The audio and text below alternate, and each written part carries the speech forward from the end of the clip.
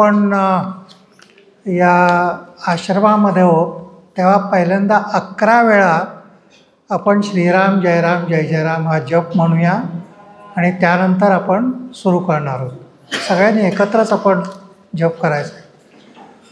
ओम श्रीराम जय राम जय जय राम, श्रीराम जय राम जय जय राम, श्रीराम जय राम जय जय राम, श्रीराम जय राम जय जय राम, श्रीराम जय राम जय जय राम, श्रीराम जय राम जय जय राम, श्रीराम जय राम जय जय राम, श्रीराम जय राम जय जय राम, श्रीराम जय राम जय जय राम, श्रीराम जय राम जय जय राम, श्रीराम जय राम जय जय राम. जय जय रघुवीर समर्थ. तेव्हा सज्जनगडावर उपस्थित सर्व सज्जनगण आणि आपण सर्वजण खूप भाग्यवान आहे असं आपल्याला वाटतं, कारण आपण सगळेजण इथे का जमलेलो आहोत की काहीतरी आपल्याला अपेक्षा आहे आणि खरं म्हणजे आपल्याला स्वतःचा शोध घ्यायचा आहे, आपल्याला आत्मबोध करायचा आहे आणि त्यासाठी आपण इथे जमलेलो आहोत. परंतु आत्मबोध होईल कसा? तर बऱ्याच वेळेला आपल्याला वाटतं की अनेक प्रकारच्या साधना सांगितलेल्या आहेत आत्मबोधाकरता आणि त्या सगळ्या साधना केल्या म्हणजे आपल्याला आत्मबोध होईल. परंतु समर्थ रामदास काय म्हणतात या बाबतीत ते थोडंसं आपण बघणार आहोत आणि ते सुद्धा तुम्ही रिपीट करावं माझ्यानंतर अशी माझी इच्छा आहे. समर्थ रामदास म्हणतात की कशा प्रकारे तुम्हाला आत्मबोध होईल. नवे पिंड ज्ञाने नवे तत्वज्ञाने समाधान काही नवे तान माने नवे योग यागे नवे भोग त्यागे समाधान ते सज्जनाचे नियोगे. परत एकदा. नवे पिंड ज्ञाने नवे तत्वज्ञाने समाधान काही नवे तान माने नवे योग यागे नवे भोग त्यागे समाधान ते सज्जनाचे नियोगे. फार मोठा असा उपदेश रामदास स्वामीजींनी आपल्या सगळ्यांना दिलेला आहे आणि ते असं म्हणतात की नवे पिंड ज्ञाने. पिंड ज्ञाने, पिंड म्हणजे आपला अंतरंगामध्ये जो असलेला आहे आत्मा ज्याला आपण म्हणतो, त्या आत्मज्ञानातून तुम्हाला होणार नाही. आत्मज्ञानावरती बरीच पुस्तकं आहेत. आपण आत्मा अमर आहे, भगवद्गीतेत असं सांगितलं आहे, न जायते म्रियते वा कदाचिन नायम भूत्वा भविता वा न भूया. आपण पुष्कळ पुस्तकातून या आत्म्याविषयी ज्ञान घेतलेलं आहे, परंतु आपलं समाधान झालेलं नाही अजून. तेव्हा पुस्तक वाचून पिंडाच्या ज्ञानातून तुम्हाला समाधान होणार नाही. नवे तत्त्वज्ञान आहे, फिलॉसॉफी वाचून अनेक प्रकारची तत्त्वज्ञान आहेत. अद्वैत तत्त्वज्ञान आहे, द्वैत आहे, विशिष्टाद्वैत आहे, कितीतरी प्रकारची तत्त्वज्ञान आहेत, कितीतरी महान पुस्तकं त्याच्यावर लिहिलेली आहेत. त्या सगळ्याचं वाचन करून सुद्धा तुमचं समाधान होणार नाही. तर समर्थ रामदास म्हणतात समाधान काही नवे तान माने नवे योग यागे. आपण योग शरीरामध्ये आलेलो आहोत, आपण योग करतो आणि आपल्यातले बरेचसे योग साधकसुद्धा असतील. अनेक दिवस ते आसनं प्राणायाम सगळे अष्टांग योग साधना करत असतील आणि बऱ्याच जणांना असा अनुभव येतो की मी हे सगळं करतो आहे परंतु मला काय आत्मज्ञान आजपर्यंत झालेलं आहे. 25 वर्ष साधना मी करतोय, पण मला अजून आत्मज्ञान झालेलं नाही आहे. तेव्हा नुसतं योग साधना करून आत्मज्ञान होईल असं काय आपल्याला सांगता येत नाही. आणि याग आहे, योग याग आहे. होम हवन करतो मी नेहमी, मंत्र म्हणतो, समिधा अर्पण करतो, रोज करतो, तरीसुद्धा इतक्या वर्षात माझं काही समाधान झालेलं नाही, मला काही आत्मज्ञान झालेलं नाही. सो नव्हे योग यागे नव्हे भोग त्यागे समाधानते सज्जनाचैरी योगे. सज्जन माणसांचा सहवास करूनच समाधान मिळतं असं समर्थ रामदास सांगत आहेत. आणि ते समाधान प्राप्त करण्यासाठी आपण सगळे इथे जमा झालेलो आहोत, सत्संगासाठी आपण जमा झालेलो आहोत. आणि या सत्संगामध्ये आपल्याला कदाचित स्वतःचं रहस्य काय आहे, माझ्या जीवनाचा उद्देश काय आहे, याची वाटचाल सापडण्याची शक्यता वाढते. कारण सत्संगामध्ये एक प्रकारची सामूहिक चेतना असते, कलेक्टिव्ह कॉन्शियसनेस ज्याला म्हणतात. त्याच्यावर सुद्धा खूप रिसर्च झालेला आहे.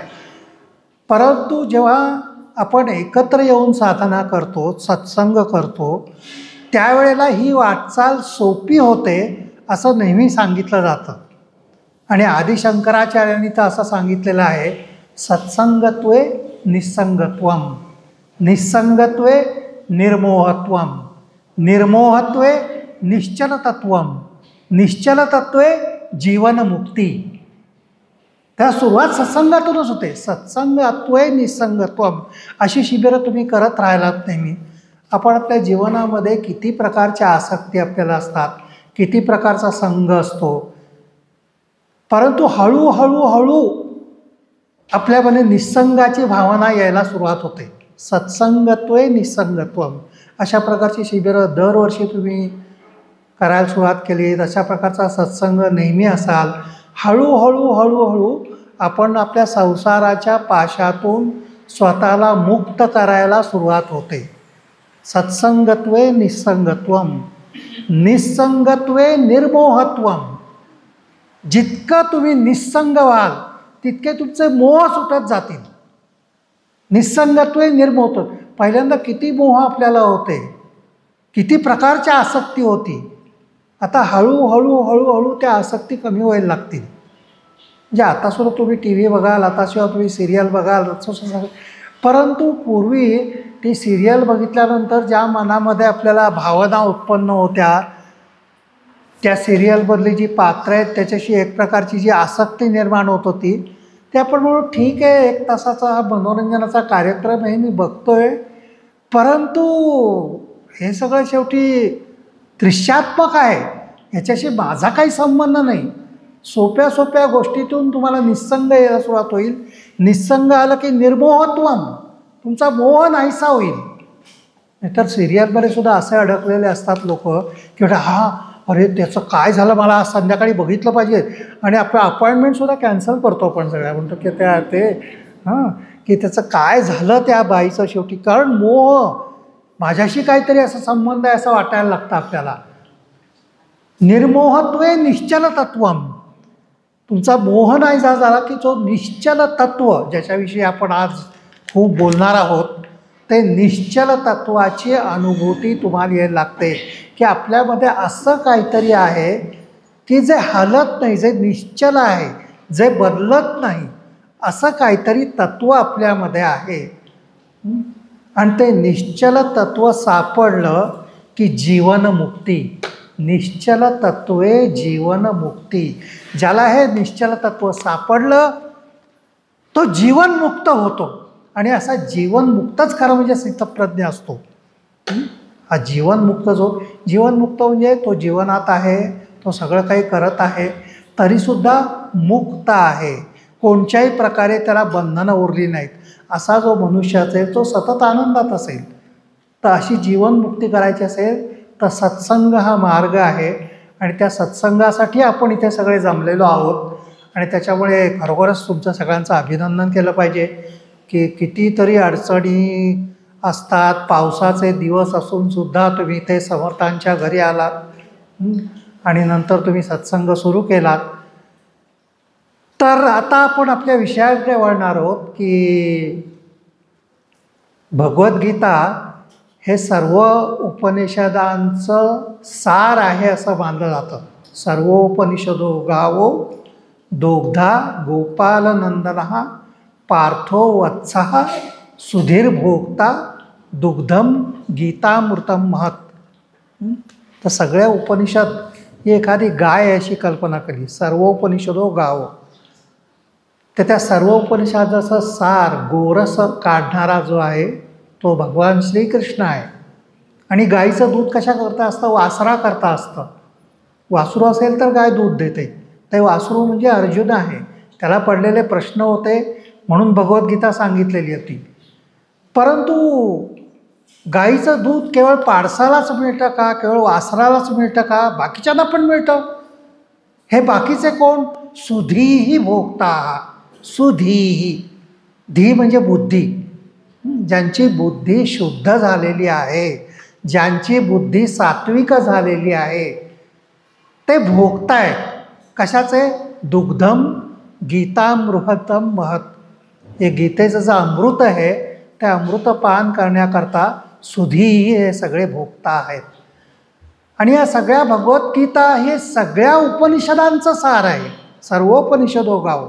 तर सगळ्या वेदांताचं सार उपनिषदामध्ये, सगळं उपनिषदाचं सार भगवद्गीतेमध्ये आहे. आणि भगवद्गीतेचा जो दुसरा अध्याय आहे ज्याला सांख्य योग असं म्हणतात, तो ज्ञानयोग आहे. बरेचसे विद्वान असं म्हणतात की भगवद्गीतेचं सार दुसरा अध्याय आहे. भगवद्गीतेच्या तत्त्वज्ञानाचं सार दुसरा अध्याय आहे. बरेचसे विद्वान असं मानतात. आणि या दुसऱ्या अध्यायाचं सार म्हणजे स्थितप्रज्ञ लक्षणं आहेत. 62 ते शेवटपर्यंत 78पर्यंत जे श्लोक आहेत ती सगळी स्थितप्रज्ञ लक्षणं ही भगवद्गीतेमध्ये सांगितलेली आहेत, ज्याच्याविषयी आपण चर्चा करणार आहोत. तर पहिल्यांदा स्थितप्रज्ञ याचा अर्थ काय? 2 शब्द आहेत. स्थितप्रज्ञ. प्रज्ञ प्र प्लस ज्ञ. प्रकर्षेण. ज्ञ ज्ञान. प्रकर्षेण ज्ञान. प्रकर्षेण ज्ञान याचा अर्थ होतो आपण सगळेच म्हणजे एक प्रकारे ज्ञानी आहोत, पण आपलं जे सगळं ज्ञान आहे ते इंद्रियांच्या आणि मनाच्या माध्यमातून आलेलं ज्ञान आहे. कोणी इंजिनियर आहे, कोणी डॉक्टर आहे. आता आपण डॉक्टरांचं अतिशय सुंदर असं प्रदर्शन बघितलं. हे ज्ञान अतिशय महत्त्वाचं आहे, पण हे सगळं सापेक्ष ज्ञान आहे असं वेदांत म्हणतो. की खरोखरचं हे ज्ञान महत्त्वाचं आहे आपल्या सगळ्यांना. पुढच्या वर्षी आपल्याला सांगितलं गेलं की ते आपल्याला याविषयी अधिक ज्ञान देणार आहेत. इंजिनियरचं ज्ञानाविषयी, इंजिनियर जर नसते तर इथे बसूच शकलो नसतो आपण. अनेक प्रकारचं ज्ञान आहे, परंतु हे सगळं ज्ञान आपल्याला इंद्रियांच्या माध्यमातून मिळालेलं आहे, मनाच्या माध्यमातून मिळालेलं आहे. हे जगताचं ज्ञान आहे. हे सापेक्ष ज्ञान आहे. रिलेटिव्ह नॉलेज असं आहे. शब्द स्पर्श रूप रस गंध या संवेदनांच्या माध्यमातून आपले नेत्र, आपले कान, आपलं नाक, आपली जिव्हा, आपली त्वचा हे ज्ञान प्राप्त करते. संवेदनात्मक ज्ञान प्राप्त करत असते. मनाचं ज्ञानसुद्धा असंच होत असतं. परंतु मन आणि इंद्रिय ह्याच्या पलीकडचं ज्ञान म्हणजे प्रज्ञा. प्रज्ञा याचा अर्थ आध्यात्मिक ज्ञान. इंद्रियातीत ज्ञान. इंद्रियातीत ज्ञान म्हणजे आध्यात्मिक ज्ञान. आत्मज्ञान म्हणजे आध्यात्मिक ज्ञान. आणि या आत्मज्ञानामध्ये जो स्थित आहे, आत्मज्ञानामध्ये सतत जो स्थित आहे त्याला स्थितप्रज्ञ असं म्हणतात. तो सतत आत्मज्ञानात असतो. तो सतत ब्रह्मज्ञानात असतो. तो सतत इंद्रियातीत अशा ज्ञानामध्ये असतो. तो सतत समाधीमध्ये असतो.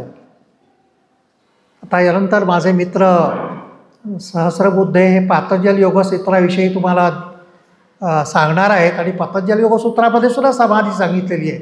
परंतु पतंजल योगसूत्रामध्ये सांगितलेली समाधी आणि भगवद्गीतेमध्ये सांगितलेली समाधी याच्यामध्ये थोडासा फरक आहे, तो आपण लक्षात घेतला पाहिजे. ह्याच्यामध्ये उच्च नीच वगैरे असं मी काही सांगत नाही आहे की हे जास्त चांगलं आहे आणि तेच, परंतु त्याच्यामध्ये जो फरक आहे तो आपण लक्षात घेतला पाहिजे. पतंजलीची समाधी जी आहे ती एक प्रकारे निश्चल स्तब्धता आहे, की एक प्रकारे तुम्हाला ध्यानासनामध्ये बसावं लागतं. पद्मासन, वज्रासन, सिद्धासन, म्हणजे शरीराची हालचाल नाहीशी होते, शरीर निश्चल स्थितीमध्ये आणावं लागतं. नंतर प्राणसंयमन करावं लागतं, कुंभकाची अवस्था यावी लागते. म्हणजे प्राण, अपान, श्वास, प्रश्वास ह्याच्यामध्ये निश्चलता आली पाहिजे.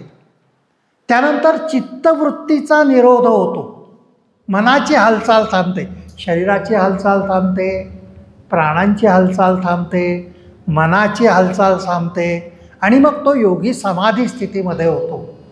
मग त्याला मी कोण हे कळतात. तदा द्रष्टू स्वरूपे अवस्थानम, स्वरूपावस्था. सगळं काय हालचाल थांबली की मी कोण. आपण या हालचालींमध्ये हरवलेलो आहोत, मनाच्या हालचालीमध्ये हरवलेलो आहोत, शरीराच्या हालचालीमध्ये हरवलेलो आहोत, श्वसनाच्या हालचालीमध्ये हरवलेलो आहोत. त्यामुळे मी कोण आपल्याला सापडलेलोच नाही आहे. या सगळ्या हालचाली जर थांबवल्यात तर पतंजली म्हणतात की तुम्ही कोण आहेत तुम्हाला कळेल. तदा द्रष्टू स्वरूपे अवस्थानम. तर पतंजलीची जी स्थिती आहे ती योग्याची समाधी स्थिती आहे, जी एकांतामध्ये प्राप्त होते. एकांते मठिकामध्ये स्थातव्यम हठयोगिनाम. आणि म्हणून हठयोगी असतील किंवा राजयोगी असतील ते असं वाटतं की एकांतामध्ये जा. त्या संसारात राहू नये, कठीण आहे, अशक्य नाही पण कठीण आहे. परंतु तुम्ही हिमालयामध्ये जा, गुफेमध्ये बसा, साधना करा, निश्चित तुम्हाला समाधी प्राप्त होईल, निश्चित आत्मज्ञान प्राप्त होईल. परंतु भगवद्गीता असं सांगते की तुम्हाला तुमच्या कार्यामध्ये ही समाधी प्राप्त होऊ शकते. तुमच्या कृतीमधून, तुमच्या कर्मातून, कर्म करीत असताना जो समाधीत राहू शकतो तो स्थितप्रज्ञ आहे. तर भगवद्गीतेच्या 5व्या अध्यायात असं म्हटलेलं आहे, नैव किंचित करोमीति युक्तो मन्येत तत्त्ववित् पश्यन् शृण्वन् स्पृशन् जिघ्रन् नश्नन् गच्छन् श्वपैश्वसन् प्रलपन् विसृजन् गृह्णन् नुन्मिषन् निमिषन्नपि इंद्रियाणि इंद्रियार्थेषु वर्तन्त इति धारयन्. कुठे भगवद्गीता घेऊन चालली आहे बघा, की जो स्थितप्रज्ञ नैव किंचित करोमीति युक्तो मन्येत तत्त्ववित्. मी काहीच करत नाही, मी नाहीच आहे मुळी, मी करता नाहीच आहे, मी कर्म करतच नाही आहे. पश्यन् शृण्वन् स्पृशन् जिघ्रन्.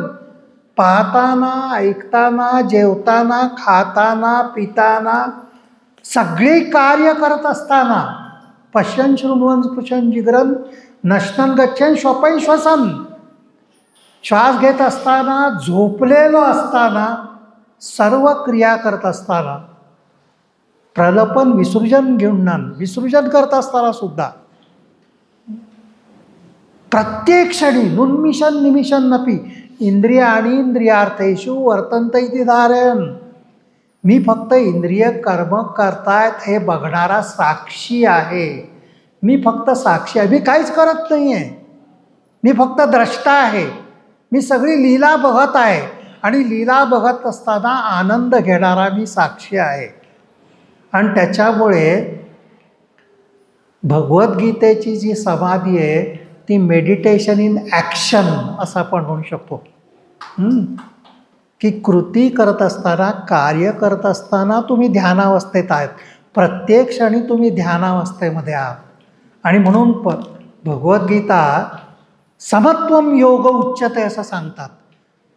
भगवद्गीतेतला जो स्थितप्रज्ञ आहे तो सतत समत्व स्थितीमध्ये असतो, त्याचं समत्व कधी ढळत नाही. Balance in all action, total balance. ह्याच्याजवळ आपण जो विचार केला, आपण स्वतःचे जो विचार केला, तर किती वेळा आपलं समत्व जात असतं हो. तुम्ही जस्ट विचार करा की आज सकाळपासून सुद्धा विचार करा. तुम्ही गडावर येत असताना विचार करा, जोरात पावसाची सर आली, आपलं समत्व गेलं की बापरे काय आता कधी पोचतोय ते. हां, इथे आल्यावर लगेच समजा चहा मिळाला नसेल, आपलं समत्व किती वेळा जातं, किती गोष्टीत आपलं समत्व जात असतं. क्षणाक्षणाला हा मला असं बोलला, माझं समत्व गेलं. दूधवाला वेळेवर आला नाही, माझं समत्व गेलं. मला मॅच बघायची होती क्रिकेटची, पण त्याच वेळी इलेक्ट्रिक करंट गेला, माझं समत्व गेलं. मी रोज ऑफिसमध्ये जातो आणि एवढा मला ट्रॅफिक लागतो, प्रचंड ट्रॅफिक लागल्यानंतर तर माझं समत्व पूर्णपणेच गेलेलं असतं. किती हजार. आणि कृष्ण काय म्हणतात, समत्वम योग उच्यते, सगळ्या स्थितीमध्ये समत्वात राहणं. आणि ही साधना 24 तासाची साधना आहे. प्रत्येक क्षणाक्षणाला तुम्ही स्वतःकडे पाहिलं पाहिजे आणि बघितलं पाहिजे की समत्व जात आहे काय. आता तुम्ही असे बसलेले आहात आणि बसल्या बसल्यासुद्धा थोड्या वेळाने तुम्ही तुमची पोझिशन बघाल. कारण उजव्या मांडीवर जरा जास्त तुम्हाला असं वाटत असेल की वजन आलेलं आहे, तर हळूहळू तुमचा भार डाव्या मांडीवर घाल. समत्व जात असतं, प्रत्येक क्षणाला समत्व जात असतं. परंतु भगवान कृष्ण आपल्याला सांगत आहेत गीतेमध्ये, समत्वम योग उच्यते, प्रत्येक क्षणाला तुम्ही तुमच्याकडे बघा, समत्व गेलेलं असेल तर ते परत आणा. ही साधना सांगितलेली आहे, भगवान मोठी साधना सांगितलेली आहे, समत्वम योग उच्यते. तुम्हाला माहिती आहे का की चीनमध्ये एक मोठी अशी बाहुली असते, तुम्ही सुद्धा ती बघितली असेल. मोठा असं त्याचं पोट असतं आणि छोटं असं त्याच्यावर आणि त्याच्यामध्ये असं काहीतरी टाकतात की त्याचा आवाज पण येतो, की असं हलवलं आपण की किण किण किण किण किण किण असा आवाज येतो. पण तिला दारुमा असं म्हणतात, चायनामध्ये तिला दारुमा म्हणतात त्या बाहुलीला. तर दारुमाचं वैशिष्ट्य काय असतं की धक्का दिलात तुम्ही की ते इकडे जाते, तिकडे जाते, तिकडे जाते, तिकडे जाते, परंतु शेवटी बॅलन्समध्ये येते, समत्वामध्ये येते. कशीही ढकललीत तरी ती समत्वामध्ये येते. तरी दारुमा भेट देतात आणि त्या भेट देण्याचा अर्थच असा असतो की तुमच्या आयुष्यात असल्यामुळे आपण सगळे काही समर्थ रामदास नाही, आपण सगळे काही त्या देवत्वावस्थेला पोचलेलो नाहीत, आपण सगळी माणसं आहोत, आपलं समत्व जात असेल. परंतु समत्व गेलं हे लक्षात आल्यानंतर ताबडतोब समत्वात येण्याची साधना आहे की आत्ता मला माझा नातू काहीतरी बोलला उलटून आणि माझं समत्व गेलं की एवढासा छोकरा मला बोलतो, ताबडतोब आतमध्ये गेलं पाहिजे की ठीक आहे, तो बोलला ते वाईट आहे, त्याला सुधारलं पाहिजे वगैरे, ठीक आहे, पण म्हणून काय मी लगेच मुस्कटात मारीन की माझं समत्व गेलेलं आहे म्हणून. हळूहळू माझ्या असं लक्षात येईल की नाही नाही नाही नाही, हे बाह्य कारणामुळे जे माझं समत्व जातं आहे ते मला सांभाळता येण्याची शक्यता मला आहे, मी समत्वात आलं पाहिजे. म्हणून गतिमान संतुलन भगवद्गीतेचं सगळ्यात मोठं तत्त्व जर काही असेल तर गतिमान संतुलन. तुम्ही गतीमध्ये आहात, तुम्ही हालचाल करत आहात, तुम्ही क्रिया करत आहात, परंतु सगळ्या क्रियांमध्ये जो संतुलित असतो तो स्थितप्रज्ञ असतो. त्याची लक्षणं आपण आज बघणार आहोत. पण तुम्ही म्हणता की हे सगळं तुम्ही म्हणताय हे ऐकायला खूप बरं वाटतं, गतिमान संतुलन आणि सतत बॅलन्समध्ये आपण राहिलं पाहिजे, बोलायला खूप सोपं आहे, तुम्ही स्वतः राहू शकता का? नाही हो, माझ्याकडे तुम्ही असं म्हणत असं नाही, पण मी प्रयत्न करतो आहे, मी साधक आहे आणि सगळ्यांनी साधक व्हावं अशी माझी इच्छा आहे. परंतु काही अशी उदाहरणं आहेत गतिमान संतुलन ज्यांनी साधलेलं आहे, सतत शांतपणे राहतात, अशी काही उदाहरणं आहेत. एक उदाहरण तर आपल्या समोरच आहे, म्हणजे तुमच्या मागे आहे. प्रभू रामचंद्र, खरं म्हणजे ते मागे आहे किंवा पुढे आहे किंवा उजव्या बाजूला आहे, डावी बाजूला आहे असं म्हणणं खरं म्हणजे अज्ञानाचं लक्षण आहे. कारण घट घट में जो बस रहा उसी को राम पहचान, तो तर आपल्या सगळ्यामध्येच आहे. तो केवळ समोरच आहे, समोर असल्यामुळे तर आठवण होते आपल्याला की माझ्यामध्ये सुद्धा आहे. तर त्या प्रभू रामचंद्राला जेव्हा असं सांगितलं गेलेलं होतं की उद्या तुझा राज्याभिषेक आहे, आता तुम्हाला सांगितलं की उद्या तुझा राज्याभिषेक आहे, तर केवढा मोठा आनंद, तुम्ही नाचायला लागाल, तुम्ही पेढे वाटाल, सातारी कंडी पेढे वाटाल. परंतु त्या राज्याभिषेकाची तयारी चालली होती, त्याचं स्नान झालं होतं, त्याचं सर्व काही झालेलं होतं. आणि तो शांत होता. आणि त्यानंतर त्याला सांगितलं गेलं की नाही नाही नाही, तुझा राज्याभिषेक वगैरे नाही आहे, तुला खरं म्हणजे आत्ता ताबडतोब अरण्यामध्ये 14 वर्ष वनवासाला जायचं आहे. आपल्याला हार्ट अटॅक आला असतं, या डॉक्टरना बोलवावं लागलं असतं आणि त्यालासुद्धा असं असं करून करता आलं असतं की नाही, मला शंकाच आहे. इतका मोठा हार्ट अटॅक आला असतो की तुला राज्यावर बसायचं आहे, नाही तू चालायला लाग इथून. 14 वर्ष, आणि ते सुद्धा आपलं 1-2 दिवस सज्जनगडावर जाऊन येणं गोष्ट वेगळी हो. पण 14 वर्ष वनवासामध्ये जा. तो शांत होता, काही फरक पडला नाही त्याला. तो काय ईश्वराची कृपा आहे. केव्हापासून माझ्या मनात होतं की अरण्यामध्ये जावं, एकांतामध्ये जावं, साधू संतांना भेटावं, समाधीची साधना करावी. परमेश्वराचे उपकार माझ्यावर झाले की मला ही संधी मिळाली. याला स्थितप्रज्ञ म्हणतात. मला राज्याभिषेक होणार म्हणून मी नाचू पण लागलो नाही, आणि मला वनात जावं लागणार म्हणून मी डिप्रेशनमध्ये गेलो नाही आहे, मला हार्ट अटॅक आला नाही आहे. कृष्णाचं जीवन जरी बघितलं ना तरी आपल्याला असं लक्षात येतं, अनेक प्रसंग तुम्ही कृष्णाच्या जीवनातले बघा. कृष्णाचं स्मितहास्य कधीच जात नाही.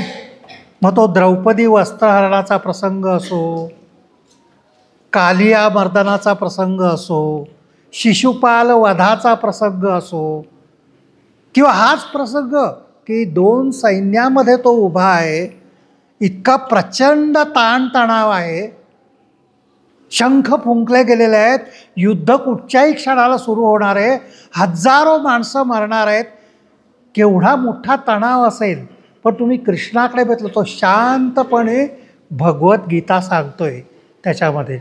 हे स्थितप्रज्ञ, ही जी उदाहरणं आहेत ती स्थितप्रज्ञाची उदाहरणं आहेत. अनेक साधूसंतांमध्ये सुद्धा ही उदाहरणं आहेत. आपले सगळे साधूसंत जर आपण बघितले ना, कोणत्याही साधूसंतांचा जर आपण विचार केला, संत तुकाराम म्हणा, रामकृष्ण परमहंस म्हणा, समर्थ रामदास तर आपल्या पाठीमागेच उभे आहेत, या सगळ्यांच्या मध्ये आपल्याला या समत्वाचा भाव दिसतो. ही साधना दिसते. ही साधना कशी करावी, या संतांची नुसती नामावळी घेतली तरीसुद्धा ही साधना कशी करावी याचा मार्ग मिळतो. सध्या पंढरपूरची वारी चालू आहे, आणि या पंढरपूरच्या वारीमध्ये जर तुम्ही गेलात तर सतत वारीमध्ये एक घोषणा होते, ती सगळी संतांची नावं घेत असतात. निवृत्ती ज्ञानदेव, सोपान मुक्ताबाई, एकनाथ नामदेव, तुकाराम. फार मोठा मंत्र आहे हा, मोठी साधना याच्यामध्ये सांगितलेली आहे. निवृत्ती ज्ञानदेव, सोपान मुक्ताबाई, एकनाथ नामदेव, तुकाराम. सगळी साधना याच्यामध्ये आलेली आहे. ते वारकरी काही उगाच म्हणत नसतात. ते पहिलं म्हणजे निवृत्ती पाहिजे. थोडं आता तुमच्यात थोडीशी निवृत्ती आहे म्हणून सज्जनगडावर तुम्ही आलेलात, असं जितकी निवृत्ती जास्त होईल तेवढं ज्ञान जास्त मिळेल. वाचून पाहिलेलं ज्ञान नाही. जसं आपल्याला समर्थांनी सांगितलं, निवृत्तीनंतर ज्ञानदेव मिळायला सुरुवात होते, ज्ञानरूपी देव. मग भगवद्गीता व्यवस्थित कळायला सुरुवात होते. मग दासबोध खरोखरच बोध देऊन जातो आपल्याला, ज्ञानदेव प्रसन्न व्हायला लागतो. आणि मग मुक्तीकडे जाणारा सोपान आपल्याला मिळतो. सोपान म्हणजे पूल. सोपान मुक्ताबाई, मुक्तीकडे जाणारा सोपान आपल्याला मिळतो. आणि मग आपल्याला काय लक्षात येतं, एकनाथ, एकच ईश्वर आहे. मी त्याला राम म्हणेन, मी त्याला कृष्ण म्हणेन, मी त्याला काही म्हणेन, नाथ तो एकच आहे. आणि त्या नाथाला बोलायचं कसं, तर नामदेव, एकनाथ नामदेव. त्याचं नामस्मरण केलं तर तो देव भेटतो आपल्याला. नामस्मरणाची साधना. कोणतं मोठं तुम्हाला MSc, PhD या DSc काय व्हावं लागणार आहे. छोटा जोपर्यंत तुम्हाला बोलायला सुरुवात झाली तोपर्यंत नामस्मरणाला तुम्ही सुरुवात करता. आणि एकनाथ हा नामस्मरण सुरुवात केली, एकनाथ नामदेव तुम्हाला एकदा भेटला की तुकाराम भेटतो. तू का राम, मीच राम. ही अद्वैत अनुभूती त्याच्यामधून यायला लागते. तर हे सगळे जे संत आहेत त्या सगळ्या संतांमध्ये ही स्थितप्रज्ञाची लक्षणं होती. हे आपण बघू शकतो. तर भगवद्गीतेच्या 2ऱ्या अध्यायामध्ये ही स्थितप्रज्ञाची लक्षणं आपल्याला सांगितलेली आहेत. आणि अर्जुन विचारतो की हा स्थितप्रज्ञ असतो तरी कसा? स्थितप्रज्ञस्य का भाषा समाधिस्थस्य केशव स्थितधीः किं प्रभाषेत किमासीत व्रजेत किम. त्याची भाषा कशी असते? तो चालतो बोलतो कसा? कसं ओळखणार मी स्थितप्रज्ञ आहे का? एखादा मनुष्य खूप आळशी असेल तर तरी सुद्धा तो स्थितप्रज्ञासारखा वाटतो. काही केलं तरी माझ्यावर काहीच परिणाम होतोय. निर्लज्ज माणसं असतात ना, ती भेटतात आपल्याला इलेक्शनच्या वेळेला वगैरे दिसतात स्टेजवर बरीचशी. काही कसलाही परिणाम, काय काय त्यांच्याविषयी बोलत असतात टी व्हीमध्ये इकडे तिकडे, काहीही परिणाम त्यांच्यावर होताना दिसत नाही. अगदी शांत असतात. आज एवढे आरोप झाले, काही फरक पडत नाही. त्यांना स्थितप्रज्ञ म्हणायला काय हरकत आहे बघ? कशाचाच परिणाम त्याच्यावर होत नाही. म्हणून अर्जुनाला शंका येते की मी कसा ओळखावा बा स्थितप्रज्ञस्य का भाषा. समाधिस्थस्य केस, तो समाधिस्थ असतो. स्थितधीं किम प्रभाषेत किमासीत व्रजेत, त्याचा व्यवहार कसा असतो, त्याची हालचाल कशी असते. तर पहिली व्याख्या जी भगवानांनी केलेली आहे ते असं म्हणतात, प्रजहाती यदा कामान सर्वान पार्थ मनोगतान आत्मन्येवात्मना तुष्टः स्थितप्रज्ञस्तदोच्यते. प्रजहाती यदा कामान, कामान इच्छा, सगळ्या इच्छा ज्याच्या जळून गेलेल्या आहेत. प्रजहाती, प्रकर्षेण जहाती. आपण सुद्धा म्हणतो की माझ्या इच्छा आता कमी झालेल्या आहेत, म्हातारपणामध्ये वय झालेलं आहे, त्याच्यामुळे एवढ्या इच्छा काय राहिलेल्या आहे. इच्छेची बीजं राहिलेली असतात बरं का. आपल्याला चान्स मिळत नाही म्हणून त्या इच्छा वर येत नाहीत. बीजं तशीच असतात राहिलेली. मला डायबेटीस झाला आहे म्हणून मी जिलेबी खात नाही. ती बघितली, सगळे खात असले की मनामध्ये खरी म्हणजे इच्छा माझ्या मनामध्ये निर्माण होते की मला पण थोडीशी खायला काय हरकत आहे. हे डॉक्टरांची नजर चुकवून. परंतु प्रजहाती याचा कारण म्हणजे इच्छांची बीजच ज्याची जळून गेलेली. बीज जळून गेलं तर वृक्ष येणारच नाही. प्रजहाती यदा कामान, सगळ्यांच्या इच्छांची बीज जळून गेलेली आहेत. सर्वान पार्थ मनोगतात, सगळी मनोगतं संपलेली आहेत. आपल्या किती इच्छा असतात हो. माझ्या मुलाबाळांचं टिकावं, माझा नातू परदेशी जावा, मला खूप नाव गाव मिळावं. इच्छा कधी खतम झाली? आपण सुरुवातीपासून आत्तापर्यंत आपल्याला एक गोष्ट तरी कमीत कमी ध्यानात आलेली असतील की इच्छापूर्ती कधीही होत नाही माणसाची. एक इच्छा पूर्ण झाली की दुसरी आली की तिसरी आली की चौथी. आणि जसे जसे आपण इच्छापूर्ती करत जाऊ ना, तर वेदांत असं म्हणतो की इच्छापूर्ती करणं म्हणजे अग्नीमध्ये तूप टाकण्यासारखं आहे, इंधन टाकण्यासारखं आहे. तर आणखीनच प्रज्वलित होत जातो. जितक्या इच्छापूर्ती करतो तितक्या अधिक वाढतच जातात. परंतु जो स्थितप्रज्ञ असतात त्याच्या इच्छा जळूनच गेलेल्या असतात. इच्छा निर्माणच होत नाही. असं नाही की इच्छा निर्माण झालेल्या आहेत परंतु मी योग साधना करतो, मी प्रत्याहाराची साधना करतो, माझ्या मनातही जिलेबी खावी, मनात पण येत आहे, विचार पण येतो, पण मी म्हणतो नाही, मला डॉक्टरनी सांगितलेलं आहे आणि मी योग पण करत असतो, मी जिलेबी खाणार नाही.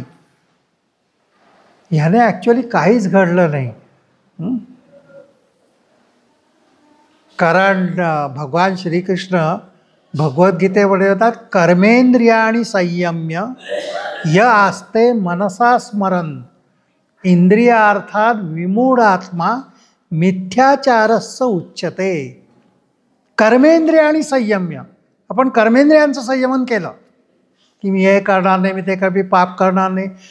य आस्ते मनसा स्मरन्, मनामध्ये तेच विचार आहेत तुम्हाला की मी इंद्रियांचा उपभोग घेणार नाही, कर्मेंद्रिय माझी स्टॉप केली मी. या असते मनसा स्मरण इंद्रिय अर्थान, इंद्रियांचे जे विषय आहेत त्या विषयाचं स्मरण सतत चालू आहे, परंतु मी प्रत्याहार स्थितीमध्ये असल्यामुळे मी ते ॲक्शन करणार नाही, मी खाणार नाही, मी ते इंद्रियाचा उपभोग होणार नाही. त्याला भगवान मिथ्याचारी म्हणतात. विमूढ आत्मा असा मनुष्य मूर्ख असतो, असा मनुष्य दांभिक असतो. मिथ्याचार्यस्य उच्यते, की मनात तुमच्या सगळं चालू आहे, फक्त तुम्ही कर्म करत नाही, ते मनात सगळं तसंच चालू आहे. तो जास्त डेंजरस आहे बरं का खरोखर मनुष्य. तो स्वतःची हानी जास्त करतोय. तेव्हा अशा प्रकारचा जो मनुष्य असतो तो स्थितप्रज्ञ नाही आहे. दुःखेषु अनुद्विग्न मनाः सुखेषु विगतस्पृहाः वीतराग भयक्रोधाः स्थितधीर मुनिरुच्यते. ज्याचे सगळे राग द्वेष, राग म्हणजे आसक्ती, आकर्षण, द्वेष तिरस्कार, वीतराग भयक्रोध, ज्याचे सगळे आसक्ती, आकर्षण आणि विकर्षण नाहीसेच झालेले आहेत. जिलेबी बघितली तरी त्याला आकर्षणच वाटत नाही त्याविषयी, स्त्री बघितली तरी आकर्षण वाटत नाही, शत्रू बघितला तरी द्वेष निर्माण होत नाही. आपण शत्रू बघितला तर आपण बोलतो ठीक आहे, याला आज सोडून देतो, उद्या बघून घेईन. हे दांभिकता आहे. कर्मेंद्रिय आणि संयम्य या असते मनसा स्मरण. परंतु कुठेही स्नेह उरलं, यस सर्वत्र अनभिस्नेहा तत्तत् प्राप्य शुभाशुभम नाभिनंदती न द्वेष्टी तस्य प्रज्ञा प्रतिष्ठिता. असा जो म्हणजे की ज्याचे रागद्वेष निघून गेलेले आहेत, ज्याला आकर्षण विकर्षण निघून गेलेलं आहे, आसक्ती संपूर्णपणे नाहीशी झालेली आहे, असा जो मनुष्य असतो तो स्थितप्रज्ञ असतो. म्हणजे तो सतत आत्मस्थित असतो, तो बाह्य जगतामध्ये नसतोच. त्याला देहाभिमान नसतो, त्याला मनाची बंधनं नसतात. तो केवळ आत्मस्थित असतो आणि केवळ या मन, बुद्धी, अहंकार ही त्याच्याकरता एक प्रकारे ज्याला इन्स्ट्रुमेंट्स म्हणतात, उपकरणं असतात. क्रियात्मकता दाखवण्याकरता उपकरणं असतात. आणि मग तो क्रिया करतो कोणची? स्वतःहून तो काहीच करत नाही. नैव किंचित करोमीति युक्तो मन्येत तत्ववित्. मी काहीच करतोय, मी करता नाहीच आहे. कर्तापणाची भावनाच त्याची गेलेली असते. मग त्याचं कार्य कसं होतं? मग तो चालतो कसा, बोलतो कसा, कोणचंही कार्य यदृच्छेनी परमेश्वराच्या आदेशानुसार त्याची कार्य होत असतात. तो खरं म्हणजे जीवनमुक्तच झालेला असतो. त्याला या जगतामध्ये कोणचंही, म्हणून भगवद्गीतेच्या या स्थितप्रज्ञ लक्षणामध्ये एक लक्षण असं सांगितलेलं आहे, किती वेळ बोलला? 10 मिनटं. एक असं सांगितलेलं आहे लक्षण त्यांनी, या निशा सर्वभूतानां तस्यां जागर्ति संयमी यस्यां जागृती भूतानी सा निशा पश्यतो मुने. फार सुंदर, की जी आपल्याकरता रात्र असते ना, ती स्थितप्रज्ञाकरता तो दिवस असतो. आणि आपल्याकरता जो दिवस असतो ती त्याची रात्र असते. या निशा सर्वभूतानां, निशा म्हणजे रात्र, सर्वभूतानां म्हणजे सर्व जीवांकरता रात्र कोणची असते? जिथे काही आपल्याला दिसत नाही ते रात्र आहे. जे आपल्याला सापडतच नाही, जे दिसतच नाही, आत्मा आपल्याला दिसतच नाही. आत्मज्ञान ही आपल्याकरता रात्र आहे सगळ्यांकरता. तस्याम जागृती संयमी, संयमी स्थितप्रज्ञ असतो, त्याला फक्त आत्माच दिसत असतो. यस्याम जागृती भूतानी, ज्याच्याप्रती सगळे जीव जागृत असतात. आपण कशाप्रती जागृत असतो? आपल्या शरीराप्रती जागृत असतो, की माझ्या शरीरात जरा काही झालं की मला काळजी वाटायला लागते, मी लगेच डॉक्टरांकडे धावतो, कारण शरीराप्रती जागृत आहे.